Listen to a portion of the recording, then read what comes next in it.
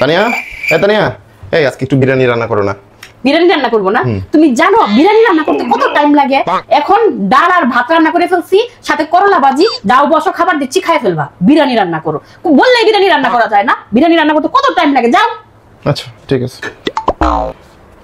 তানিয়া, তানিয়া, আমার প্যান্টটা একটু ধুয়ে দাও না। 2 দিন পরে পরে ময়লা করো, আর 2 দিন পরে পরে এসে আমার প্যান্টটা ধুয়ে দাও না, আমার প্যান্টটা ধুয়ে দাও না।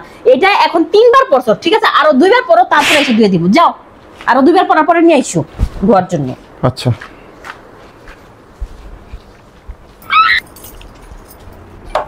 এই কোথায় যাওয়া হচ্ছে? এদিকে আসো। তোমাকে বললাম না আমি বন্ধুদের সাথে একটু আড্ডা দিতে যাচ্ছি। বন্ধুদের সাথে আড্ডা দেওয়ার প্ল্যান তো ঠিকই করে ফেলছো, তাই না? কখনো আমাকে ঘুরতে নেওয়ার প্ল্যান করছো তুমি?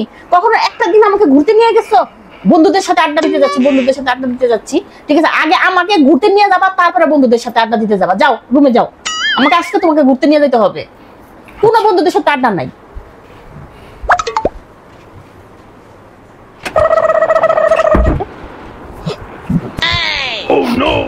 আর ভালো থাকা, আমার আবার ভালো থাকা, লাইফটাই যেখানে অশান্তিতে শেষ হয়ে গেল, সেখানে আর ভালো থাকি কিভাবে বলেন?